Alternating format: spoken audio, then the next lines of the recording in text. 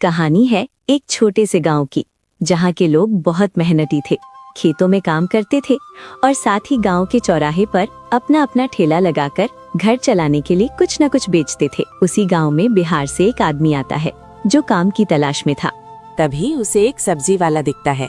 किशोर उससे कहता है, सुनो भाई, मैं बिहार से आया हूँ, मुझे एक काम की तलाश है।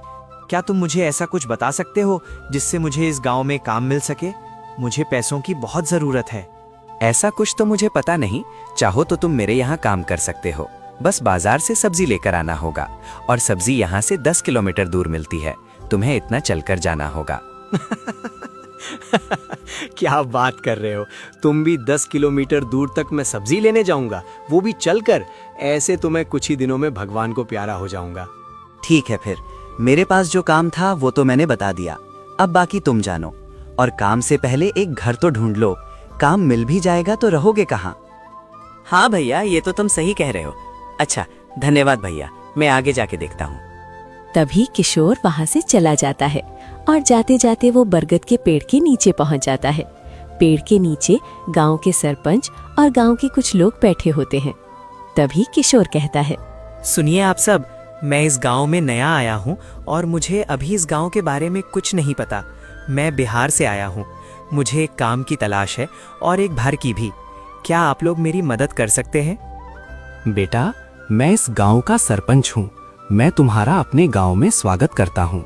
तुम्हें यहाँ काम मिलना तो मुश्किल होगा, क्योंकि यहाँ के लोग खेती में काम करते हैं या फिर छोटे छोटे ठेले लगाते हैं। कोई तुम्हें काम पर तो नहीं रखेगा। हाँ, लेकिन तुम्हें घर चाहिए तो मैं तुम्हारी मदद कर सकता हूँ। अगर तुम कहो तो मैं तुम्हें घर दे दूँ, लेकिन तुम घर का किराया कैसे दोगे? तुम तो नए हो, क्या तुम्हारे पास पैसे हैं? हाँ भैया, मेरे पास थोड़े बहुत पैसे हैं। मैं तुम्हें 1 महीने का किराया दे सकता हूँ और बाकी का किराया मैं कुछ ना कुछ काम ढूंढ कर दे दूंगा। अच्छा ठीक है, फिर तुम मोटू भैया के घर पे रहोगे। और हाँ, थोड़े पैसे अभी दे दो, बाकी पैसे बाद में दे देना जब तुम्हें काम मिल जाएगा। ठीक है सरपंच जी, आपका धन्यवाद और आप लोगों का भी धन्यवाद। ठीक है बेटा, और हाँ, कोई भी दिक्कत मत करना। गांव में यहाँ सब ईमानदारी से काम करते हैं, तो तुम भी जो कोई काम करोगे ईमानदारी से करना। तभी मोटू भैया किशोर को अपने साथ अपने घर लेकर जाते हैं और किशोर बिहार से बदलापुर आने तक थक गया था, इसलिए वो थोड़ा सा आराम करने लगता है और आराम करते करते सो जाता है।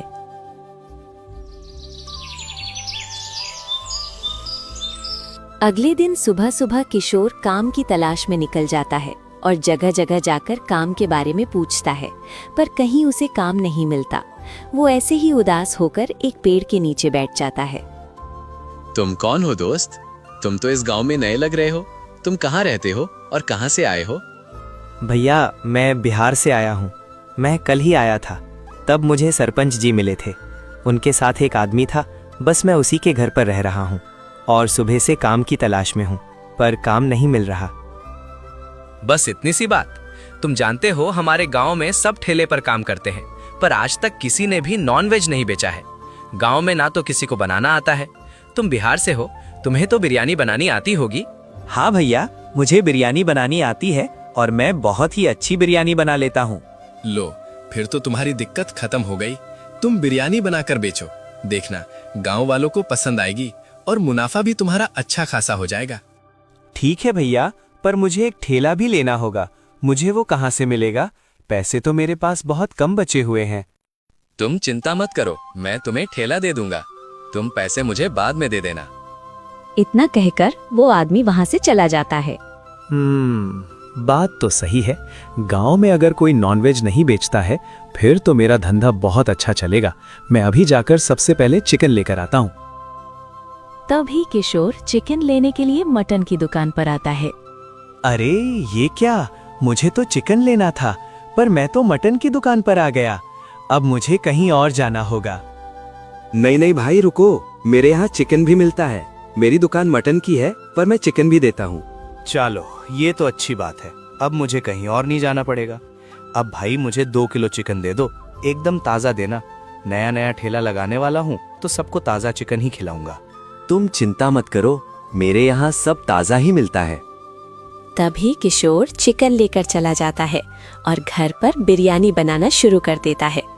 फिर बिरयानी बनाकर एक ठेला लेकर बिरयानी बेचना शुरू कर देता है। ये क्या, हमारे गांव में बिरयानी का ठेला? आज तक तो पहले कभी नहीं देखा। कौन हो भाई तुम? मैं इस गांव में नया आया हूँ। मैं बिहार से आया हूँ और सरपंच के बताए घर में रहता हूँ। गांव के किसी ने कहा था कि गांव में नॉनवेज का ठेला नहीं है, इसलिए मैं चटपटी बिरयानी बेच रहा हूँ। चटपटी बिरयानी? नाम तो बड़ा चटपटा है। ऐसा क्या है तुम्हारी बिरयानी में? वो तो तुम खाओ, फिर खुद ही जान जाओगे। तभी किशोर उसे बिरयानी दे देता है और वो आदमी बिरयानी खाता है। मजे से बिरयानी खाने के बाद कहता है, भाई तुम्हारे हाथ में जादू है क्या? मैंने तो ऐसी बिरयानी कभी नहीं खाई। ऐसा क्या डालकर बनाई है जो इतनी चटपटी और लजीज बिरयानी बनी है? ये तो मेरा सालों का अनुभव है। सालों से बिहार में रहा हूँ। इसमें बिहार का स्वाद है। अच्छा ठीक है, फिर एक प्लेट मुझे पार्सल भी कर दो। तुम्हारे हाथ की बिरयानी मैं अपनी बीवी को भी खिलाऊंगा। तभी वो आदमी बिरयानी पार्सल लेकर चला जाता है और धीरे धीरे किशोर की दुकान पर भीड़ जमा होने लगती है। सबको बिरयानी बहुत पसंद आती है और दूसरी तरफ दो दोस्त पेड़ के नीचे बैठे होते हैं। सुनो दोस्त, सुना है गांव में एक बिरयानी वाला आया है और बहुत ही चटपटी बिरयानी बेच रहा है। क्या कहते हो, चलें क्या खाने? चल सकते हैं, पर दोस्त मेरे पास पैसे नहीं है। घर पर पैसे मांग रहा था, तब मम्मी ने कह दिया कि भाग यहाँ से, वरना चप्पल से मारूंगी। वाह भाई, तुम्हारी मम्मी भी बहुत खतरनाक है। चलो कोई बात नहीं, हम इतने अच्छे दोस्त हैं तो मेरे होते हुए तुम चिंता क्यों करते हो? चलो मैं तुम्हारे पैसे दे दूंगा। दोस्त, तुम सच में मेरे बहुत अच्छे दोस्त हो।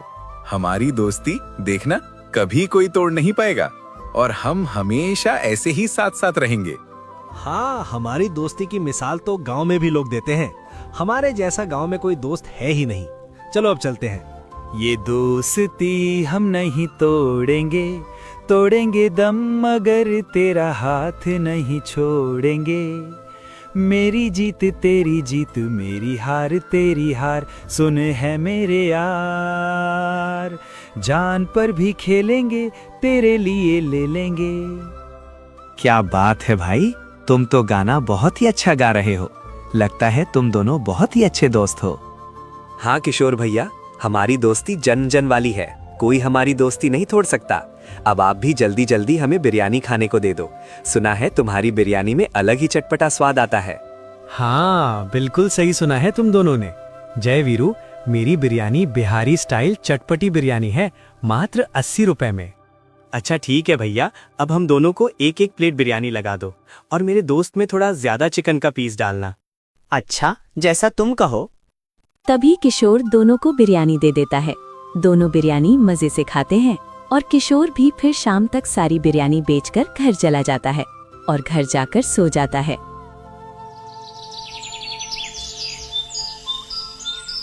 अगले दिन सुबह होते ही किशोर वापस बिरयानी बनाता है और गांव के चौराहे पर पहुंच जाता है। किशोर कई देर तक इंतजार करता है पर वहां कोई नहीं आ रहा होता है। ये क्या हुआ? आज कोई मेरी बिरयानी खाने क्यों नहीं आ रहा? कल तो बहुत लोग आ रहे थे। तभी कुछ देर इंतजार करने के बाद वापस कल जैसे लोग किशोर के ठेले पर आने लगते हैं और किशोर सबको बिरयानी खिलाता है। शाम होते होते अब किशोर के ठेले को बस एक प्लेट बिरयानी बची थी। तभी दूर से जय वीरू बिरयानी खाने आ रहे थे। किशोर भैया, कल तुम्हारी बिरयानी खाकर मन खुश हो गया था। आज तो तुम्हारी बिरयानी का चस्का चढ़ गया है। लाओ 2 प्लेट बिरयानी दे दो। अरे जय वीरू, तुम दोनों यहाँ। तुम्हें 2 प्लेट बिरयानी चाहिए, पर मेरे पास तो अब बस एक ही प्लेट बिरयानी बची है।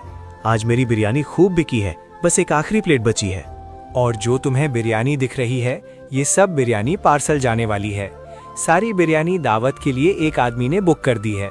अब मेरे पास बस एक प्लेट बिरयानी है। हाँ तो क्या हुआ भैया, मुझे दे दो वो प्लेट। मैं यहाँ पहले आया हूँ। तुम पहले कैसे आ गए? मैं भी तो तुम्हारे साथ ही हूँ, तो तुम कैसे बोल सकते हो कि तुम मुझसे पहले आए? भैया तुम मुझे बिरयानी दो, मैं तुम्हें 10 रुपए ज्यादा दूंगा। तू अब अपने दोस्त के साथ ऐसा करेगा? कल मैंने तुझे बिरयानी खिलाई थी ना, अब मुझे बिरयानी खाने दे, समझा ना? मैं नहीं समझ रहा, मुझे भूख लगी है, मेरे पास पैसे हैं, आज तो मैं ही बिरयानी खाऊंगा। तभी दोनों आपस में लड़ने लगते हैं। कुछ देर बाद वहाँ गांव के और भी लोग आ जाते हैं जय वीरू को रोकने। सुनो तुम दोनों, लड़ाई झगड़ा अच्छी बात नहीं है और तुम दोनों तो बहुत अच्छे दोस्त थे ना, लड़ाई क्यों कर रहे हो? भाड़ में जाए दोस्ती, जो एक प्लेट बिरयानी नहीं खाने दे सकता। हाँ हाँ, भाड़ में जाए ऐसी दोस्ती जिसे दोस्त से ज्यादा बिरयानी प्यारी है।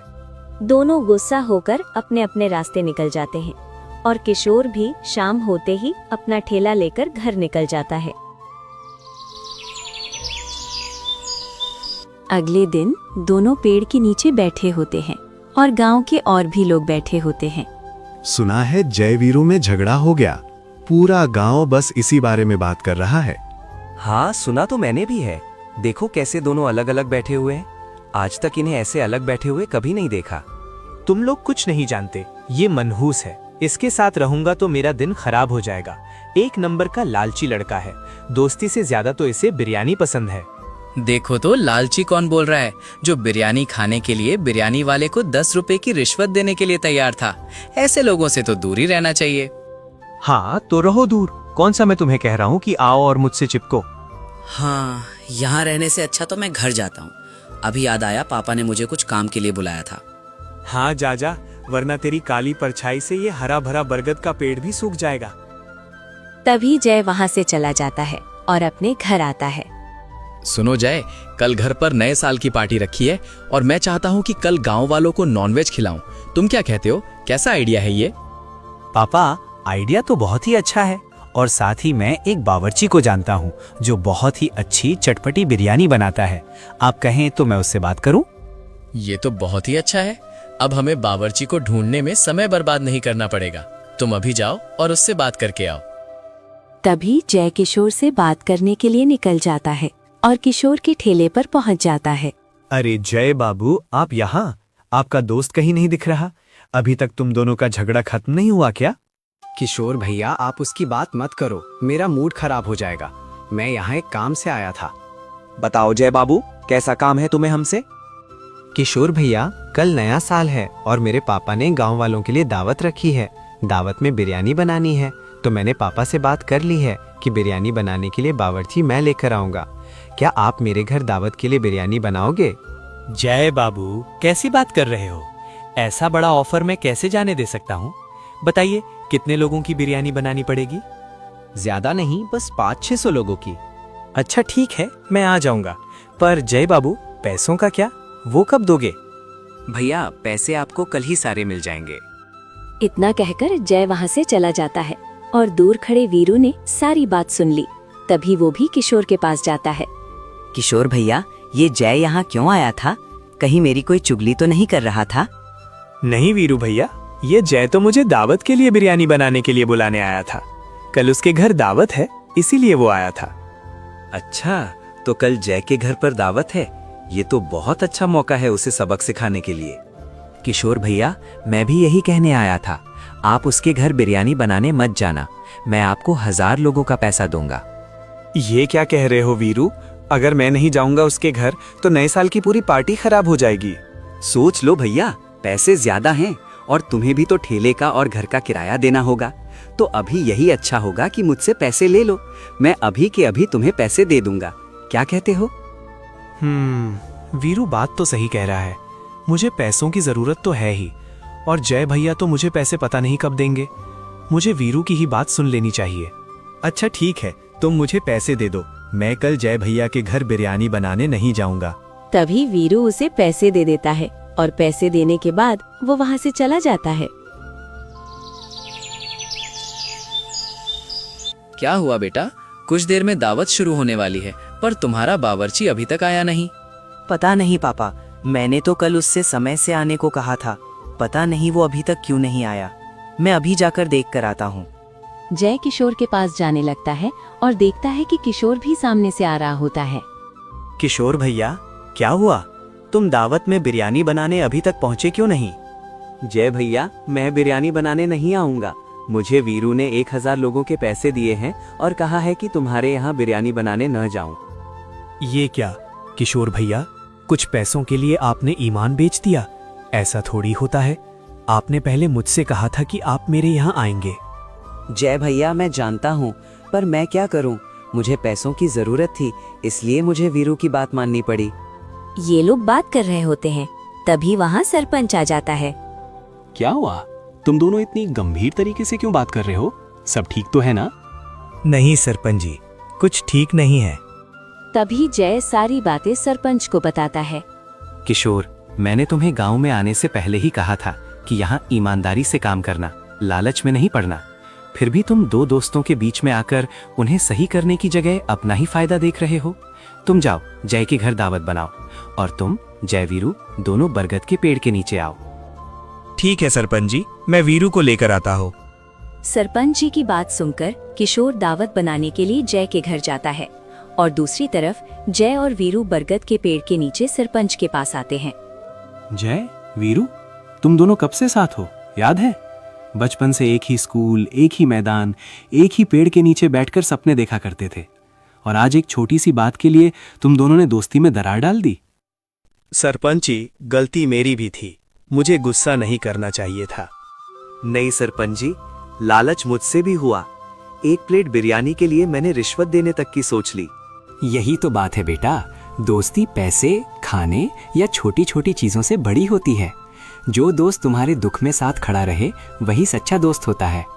एक प्लेट बिरयानी तो फिर बन जाएगी, पर अगर दोस्ती टूट जाए तो वो आसानी से नहीं जुड़ती। आप सही कह रहे हैं सरपंच जी, मैं अपनी जिद में अंधा हो गया था। और मैं भी, मुझे दोस्ती का मान रखना चाहिए था। हमने गुस्से में ऐसी बातें कह दी जो नहीं कहनी चाहिए थी। देखो बेटा, गांव में लोग तुम्हारी दोस्ती की मिसाल देते थे, कहते थे जय वीरू जैसे दोस्त पूरे गांव में नहीं।